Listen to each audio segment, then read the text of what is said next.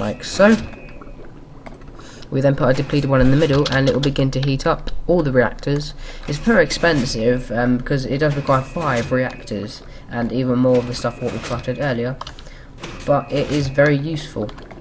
Okay, so now we have our reactors of fission reactor and our breeder reactor, so we have a nice steady supply of uranium.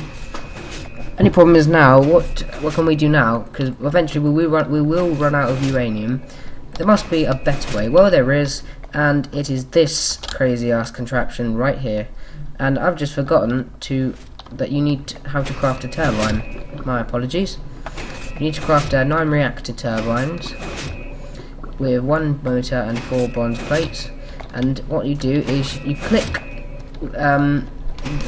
the reactor in the middle, the turbine in the middle, to make this large reactor. So it like fuses them all together. Okay, and now we have this thing here, which is a particle accelerator. No, it's not. Oh my god. This is a fusion reactor. I need to get my speech right, otherwise I'm going to be useless. And basically what it does, we've got our fusion reactor in the middle. It will then heat up the water around it, and because it generates plasma in these electromagnets, and that heats up the water, which turns the turbines, which generates energy. And put the energy in these ultimate energy cubes in here. It generates a lot of energy. And to make, first of all, we need to know how to make the fusion reactor. And to make the fusion reactor, that's this thing here. You need a lot. You need 4 elite circuits. You need 1 fission reactor, and you need 4 steel plates. And you also need deuterium, which turns out in real life science is the isotope of hydrogen. To make deuterium, you get an empty cell, you place it inside the chemical extractor, and you will eventually get 1 piece of deuterium. Now whilst that's doing that, I'm just going to grab lots of deuterium so I can show you what it does. So as you can see, it's processing, and eventually it'll give us 1 piece of deuterium. That's all we need to know at the moment.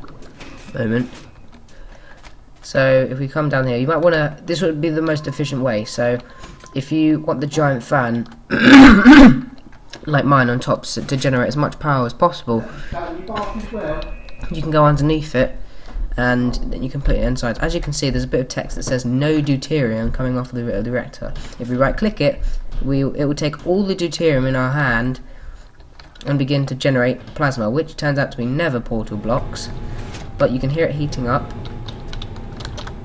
and you can see that it is turning these turbines and generating lots of energy. Just to clarify, to make electromagnets, which I can't seem to do, I can't get out. Also, I'm using universal cable, which is from Mechanism, to take the energy. Electromagnet is made with either a motor and surrounded by bronze, or a motor surrounded by iron, which makes 2 electromagnets. And electromagnetic glass is made with 1 electromagnet and a piece of glass. Very simple. And basically, in the formation that is there for the plasma to run through is the opposite of this.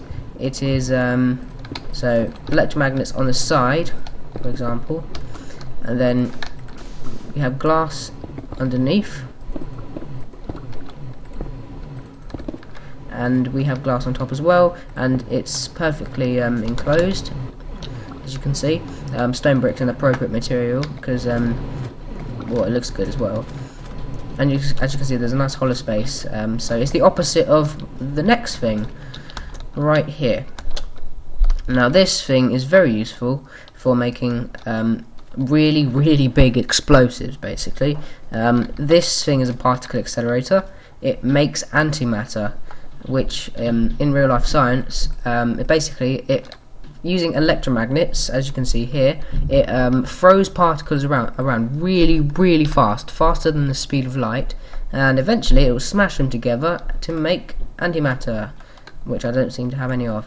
Anyway, to make this thing, particle accelerator, it's quite expensive. Again, 4 elite circuits, 1 motor, for steel. A lot of electromagnets. The bigger this thing is, the less chance of your particle accelerator exploding. So, because it needs to be massive for the particle to whiz round. So what we do, all we need to do is power it. So I advise powering it using what you just built, the fusion reactor. Putting some dirt in it, and basically it will say status idle. If you've not built it correctly, or if there's a hole, it will say status failure, which can tell you. Make sure you've done the corners as well, and it will tell you how much energy you've been using, and place a lever on it or next to it and turn it on, and it will begin to generate this monstrosity. So as you can see, it's moving along quite nicely, and that will eventually speed up really fast, and when it gets to 100% it will generate 125 milligrams of antimatter. I'm going to turn it off, otherwise it will explode and give me poisoning. So that's really useful. But then we have this thing here. This is a particle collider. It's really expensive because it does require 2 particle accelerators, but it generates the most powerful substance in the game. It generates strange matter, which is used to make red matter explosives, which basically eats the world because it makes like a black hole thing. So you make sure you have to power both of these. The same rules apply, and there's a small chance that we'll get some strange matter generated. Now eventually what will happen is they will collide into each other, like so, and sometimes that happens. And that's not working. Just quickly turn it on again. Just going to turn this one off. So as you can see, they're constantly smashing into each other. Oh look, right there, see, they smashed into each other and they have generated 1 piece of strange matter. You have to destroy it to get it, unless it's really close to you, and that's it, 1 strange matter. So you can use that to make an extremely powerful explosive called red matter, which you'll need antimatter to make anyway, and that's it. But that's not the only thing that it's used for. Strange matter is also used in the last thing I'm going to say, which is this thing. This is an atomic assembler. It's basically the legit way to duplicate items. So if you put an item in the middle and you surround it with 6 strange matter, you can duplicate the item in the middle. So for example, we've got rotten flesh. You wouldn't want to duplicate it anyway because it's such a crappy item, but you know, it's just an example. Again, you have to power it. It does require a lot of power, and to craft it you're going to need 1 centrifuge, 3 elite circuits, and 5 steel. So let's finish this off by putting the strange matter in, and it will begin to process. And as you can see, it has its own animation with the rotten flesh in the middle, and it's just slowly spinning. No, this doesn't have Optifine. So eventually, when that is done, that'll take a long time, but it will generate another piece of rotten flesh. It's similar to, if you know about Tekkit, a condenser, which you put in items and condenses the item into another one, depending on how much it's worth. But yeah, this is kind of similar, but just with strange matter. This isn't necessary to the game, but you know, it's there. So yeah, that oh crap, I just destroyed it, I'm sorry.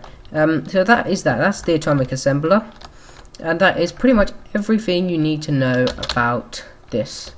So we have all of our stuff. We have our nuclear reactors, we have our breeder reactor, all of our machines, our fusion reactor, our particle accelerator, our particle collider, and our atomic assembler, and a rather large tree. So yeah, you also notice that some of those mobs were dying over there because they'd caught radiation poisoning. There's nothing you can do about it for them, but yeah. Also, we have this thing here. This is a siren, before I forget. It's crafted with 2 note blocks and 1 bronze plate, which makes 2 sirens. And if you want to, you can use it to alarm you